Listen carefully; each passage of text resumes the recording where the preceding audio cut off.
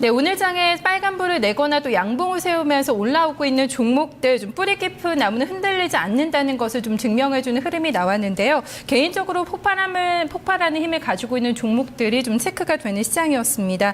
오늘 장 특징주들 흐름을 따라가면서 시장 조금 더 자세하게 분석 들어가 보겠습니다. 마제스터 전문가 만나보시죠. 전문가님 안녕하세요. 네, 안녕하세요. 마제스터입니다. 네, 반갑습니다.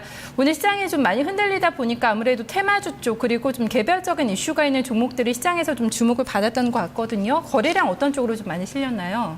네, 아무래도 이제 오늘 거래량이 증가했던 종목군들이 이제 방산주들이 또 오늘도 시장에서 강한 거래량을 만드는 모습이 나왔는데, 스페크 오늘 막판에 또 상한가를 좀 기록했습니다. 그리고 빅테, DID, 이 세 종목의 종목 흐름을 보면서 오늘 시장 흐름을 잠깐 좀 말씀을 좀 드리겠습니다. 자, 오늘 그 시장에서 빅텍 같은 경우도 마지막에 14% 이상의 상승이 좀 진행이 되면서 단기적인 급등 흐름이 좀 이어졌고, 스페코도 전일 그 음봉으로 떨어졌습니다만은 사실 북한발 이슈가 또 방산주들을 좀 끌어올리는 이런 모멘텀이 진행이 되면서 이 추세는 깨지지 않는데, 일단은 그 북한 문제가 어느 정도 그 시장에서 소멸되기 전까지는 조금 방산주들의 상승이 여전히 좀 갈 수 있겠다라고 좀 보시면 되겠고요. 그리고 이제 DID의 흐름들을 좀 보게 되면 최근 들어서 DI의 주가 흐름이 굉장히 좀 크게 나왔었죠. 그래서 지금 현재 오늘 그 대량 거래가 터졌습니다. 1,300만 주 이상의 대량 거래가 터지면서 단기적으로 윗꼬리를 좀 다는 모습들이 좀 보였는데, 이러한 종목군들이 또 다시 한번 시장에서 실적 모멘텀으로 갈 수 있는 이런 그 자리를 좀 만들어내고 있는 모습이 나오는 하루였다라고 좀 볼 수 있겠습니다. 네, 오늘 상한가 종목들을 봐도 방산주나 그리고 백신주 쪽에서 종목들이 좀 많이 포함이 되고 있는데 전반적으로 뭐 상한가 종목 수는 그렇게 좀 많이 나와 있지는 않은 상황인 것 같아요. 좀 흐름 봐주실까요?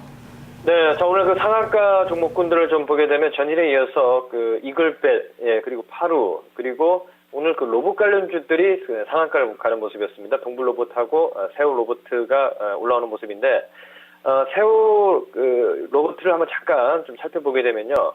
최근 들어서 그 신규 상장되고 나서 오늘도 그 전일 음봉자리에 떨어졌습니다만은 바로 시장에 이슈가 진행이 되면서 오늘 상한가를 끌어올리는 이런 모습들이 좀 보였는데, 제가 판단했을 때는 신규주들의 다시 한번 그 강한 상승이 좀 이어질 만한 종목분들이 최근 들어서 좀 나와줘야 된다라고 좀 보고 있습니다.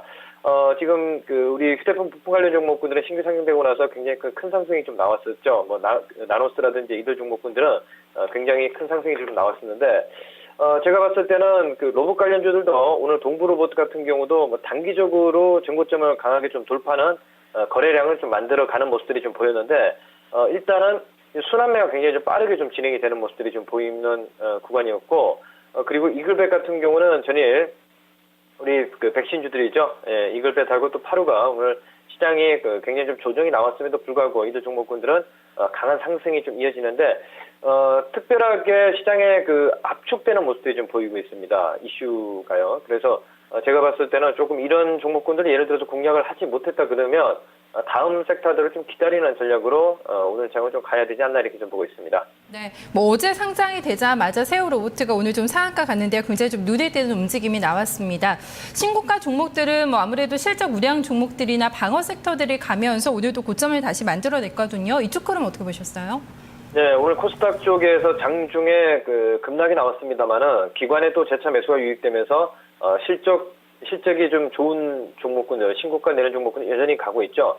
전일도 언급을 좀 드렸던 스칼라이프가 오늘도 6% 이상의 상승이 나왔고요.